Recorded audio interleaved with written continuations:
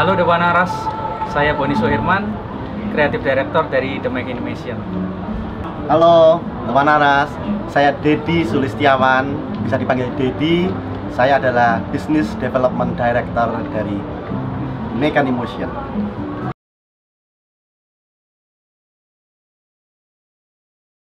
Ya, kalau bicara research, ya memang produk yang kami develop itu selalu based on research.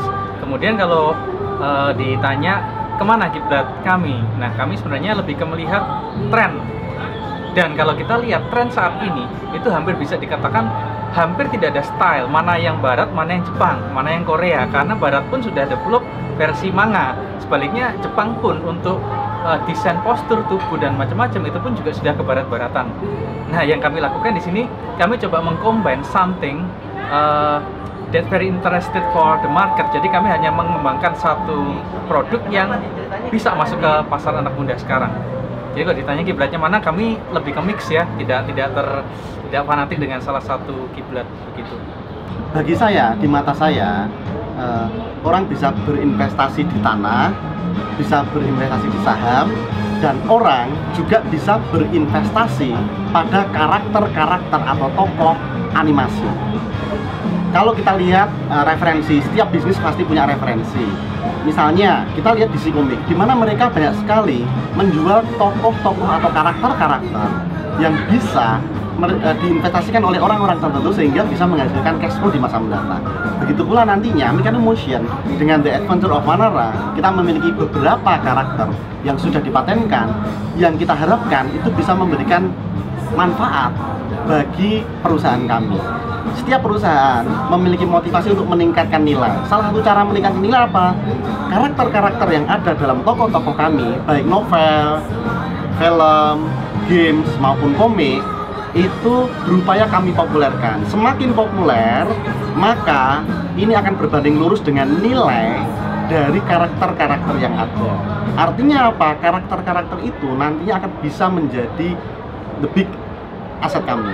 Nah, ini yang kami upayakan, kami buat supaya perusahaan kami relatif akan menjadi berbeda dengan perusahaan kreatif yang lain yang mungkin belum mempertimbangkan bahwa karakter adalah bagian aset utama dari bisnis kami.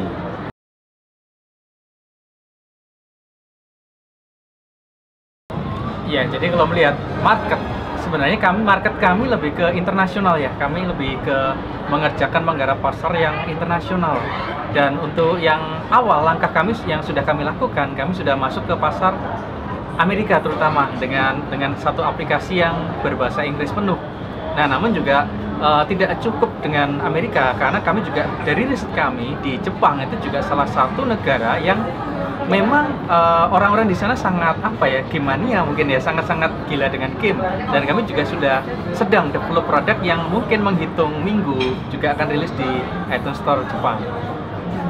Baik, berhubungan dengan market, kita harus bedakan market kita. Memang beberapa produk kita misalnya seperti komedi Android itu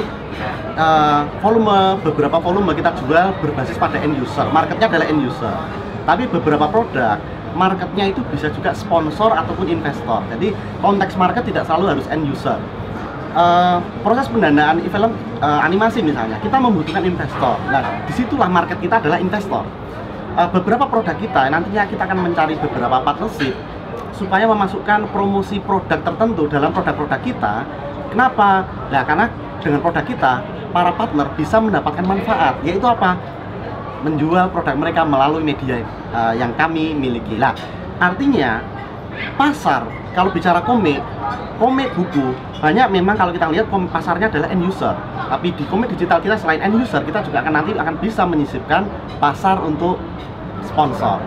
Dan di film, selain sponsor, kita juga akan bekerja penuh dengan keras. Ya, kita akan mencari investor untuk mendanai proyek ini, karena tanpa big investor ya akan sangat berat bagi kita untuk bisa populer ya worldwide. Ini ide dari kita, sehingga market kita akan bedakan itu. Nah, kemudian satu lagi masalah survei. Beberapa waktu lalu saya ke Jepang, ini ceritanya kan pasar kami salah satunya adalah Jepang untuk di komik itu. Nah, dan nanti kita akan launching komik selain Android berbasis di Apple Store, itu berbahasa Jepang. Nah, dari survei di sana ditunjukkan bahwa ketika jalan di kereta maupun public transportation, banyak orang menggunakan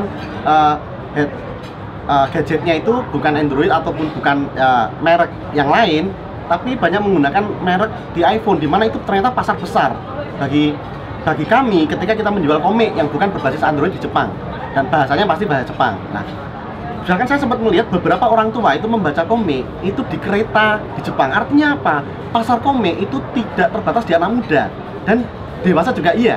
Nah, beberapa waktu juga saya juga sempat masuk di cafe internet. Di sana namanya bukan cafe internet tapi cafe internet and comic. Jadi ketika kita masuk, kita membayar beberapa yen, kita bisa menggunakan internet secara gratis dan mendapatkan minuman free dan bisa membaca banyak sekali komik yang ada di sana secara free di tempat itu. Nah, ini artinya apa? Artinya memang komik adalah budaya dari masyarakat Jepang dan ini adalah salah satu target market kita yang akan kita upayakan secara penuh. Nah, ini beberapa waktu juga melakukan tes market nih. Ceritanya saya berusaha menunjukkan trailer kita dan komik berbasis Android kita ke beberapa remaja di Jepang dan surprise sekali bahwa respon mereka sangat positif terhadap bahwa ini adalah karya Indonesia dan bukan karya Jepang dan mereka akan appreciate untuk siap menerimanya. Sayang waktu saya ke Jepang masih hanya bisa di-download oleh Android, belum oleh Apple, sehingga saya minta tunggu dong sebentar lagi, bulan Desember kita akan available untuk Apple Store. Nah, ini artinya sebelum launching kita pun juga akan melakukan jajak pendapat yang harapannya adalah pasar bisa menerima dengan baik.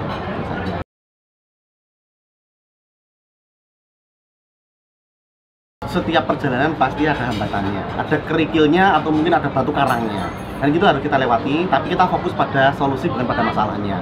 Nah, kita menemukan satu sedikit solusi bahwa kita masuk dengan menggunakan sales representatif orang Jepang. Kenapa?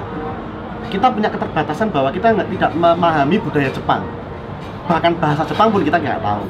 Sehingga apa? Kita cari orang di sana dan orang di sana dia bertanggung jawab terhadap penjualan di Jepang. Artinya memiliki insentif untuk mempopulerkan produk kita, menjual produk kita di Jepang dengan bahasa dan culture yang berbeda. Ini salah satu strategi yang kita pakai. Ya, saya nambahkan satu lagi. Jadi sebelum kami masuk ke Jepang, kami juga survei dulu awalnya, dan ternyata ini entah kebetulan atau berkah atau apa. Jadi orang Jepang itu sangat tertarik dengan budaya Indonesia, khususnya Bali. Nah, jadi intinya begini, kami berpikir bahwa untuk masuk ke pasar yang sudah bisa dikatakan carut atau red ocean, kami harus punya satu nilai yang diferensiasi. Dan apa yang menjadi different dari Indonesia? Ya tentu saja budaya kita. Ya, kami bisa bayangin, atau saya bisa bayangin, kalau di Adventure of Panara itu tokoh utamanya ninja atau sumo atau samurai pasti diketahui orang Jepang. Nah, untuk itulah kami punya something different yang bisa masuk ke pasar internasional. Jadi kami lihat bahwa budaya lokal itu adalah diferensiasi. Hanya saja tidak banyak orang kita yang appreciate dengan budaya kita, itu yang jadi masalah. Berhubungan dengan strategi, kenapa kita menggunakan bahasa Inggris dan bahasa Jepang dulu? Karena ya kita mungkin sama-sama tahu bahwa orang Indonesia cenderung tidak menghargai karya-karya orang Indonesia asli sebelum populer di luar.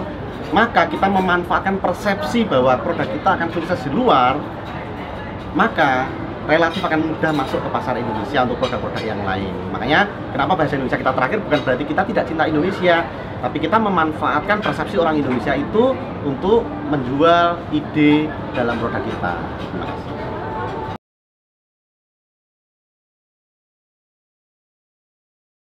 Salah satu aspek positif atau keunggulan kita dalam upaya meminimais risiko para investor adalah kita sudah memiliki beberapa produk jadi di awal. Beberapa produk jadi di awal artinya kita tinggal menginjek permintaan khusus investor dalam produk kita, sehingga dalam hal finalisasi produk itu merupakan garansi. Itu satu. Kedua, memang tantangan terbesar adalah aspek pasar. Nah, salah satu cara yang kita lakukan memang kita harus berdekatan dengan banyak sekali media, baik online maupun offline, untuk memperkenalkan produk kita. Kita membuat beberapa komik, novel yang related to produk kita, dan dalam waktu dekat juga novel akan rilis ya, dengan ya kalau di Indonesia kita bicara akan rilis di Gramedia, di mana Gramedia itu salah satu boleh dikatakan inilah tolok ukur atau benchmark ya untuk buku yang baik. Nah, kalau kita bisa nembus artinya buku kita baik. Nah, ini adalah contoh di mana ada secondary product yang mendukung the main product. Untuk meminimalkan risiko, kami selalu berusaha untuk membuat prototype dan kami tes dulu, kami uji dulu di pasar. Jadi kami juga tahu ketika misalkan saya pribadi dari perspektif saya sebagai investor, saya juga nggak mau invest di satu industri di mana tidak ada prototipenya, nggak ada risetnya, itu pasti high risk sekali. Tapi kami di sini memberikan satu solusi bahwa kami akan mengurangi risiko atau meningkatkan keyakinan bahwa produk kami adalah produk yang bisa diterima di pasar, termasuk upaya kami untuk membangun sebuah komunitas atau fanbase.